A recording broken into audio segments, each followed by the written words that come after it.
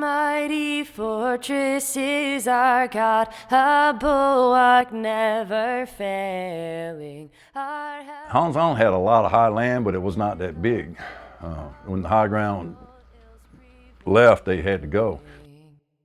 For still our ancient foe doth seek to work us woe. That island had been occupied since the early 1800s. Obviously, from generation to generation, you could see the land was eroding.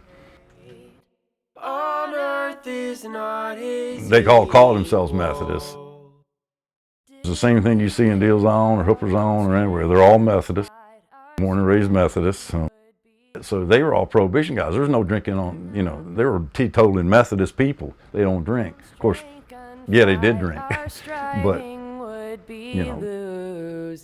We're not the right man on our side, the man of God's own choosing. See, Holland Island consisted of two parts. It had what they call a ridge, and then there was an outer part, which is another piece of high ground, and that piece of high ground on the outside is what started losing ground at a high rate.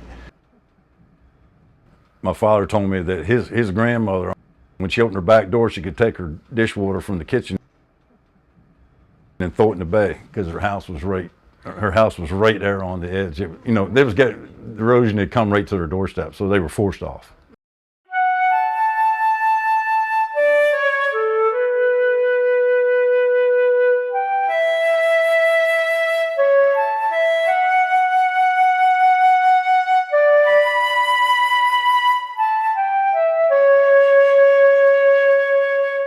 My family, they were all dredge boat captains. Grandfathers on both sides were dredge boat captains. Oysters what drove them. That's what paid the bills. They had one of the largest oyster fleets in the state of Maryland on that little island.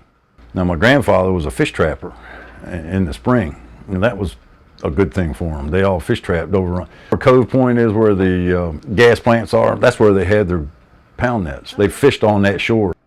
So they were hard people. They lived in a fishing shack for 3 months of the year with a coal stove. They had an outhouse and they drank water out of a pipe they drove in the side of the cliff there and got fresh water out of it. That's how they lived.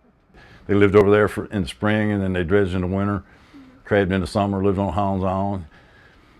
And then when the island washed away, they started moving. So we're working people and we don't have resources. We can't dike stuff. We can't buck Mother Nature. We live light on land. We have wooden houses. We pick them up and go. The houses on Holland Island, they took them down board by board, brought them to Crisfield, rebuilt them. You do what you have to do. You can't build permanent structures. You got to be flexible, and when things get too hostile, you have to move. Funny thing that when they went to move off, they moved to the places where they did business. When they dredged, they sold their oysters to packing plants in Cambridge and packing plants in Crisfield. So they tended to move where they had business contacts and where they had other family members. The way they did things then is the way they did things when they moved to Crisfield. They built their houses all together because that's the way they knew. They lived together in a pile on the island, and they moved to Crisfield. They lived together in a pile. They talk about sea level rises. For us, if you've been living here for as many generations as we've been living here, this is nothing new. We've had erosion and sea level rise for 200 years. We've been dealing with it. The seaside communities, you know it best. You can see it. A mighty fortress is our God, a bulwark never failing. Our helper, he amid the flood of mortal ills prevailing.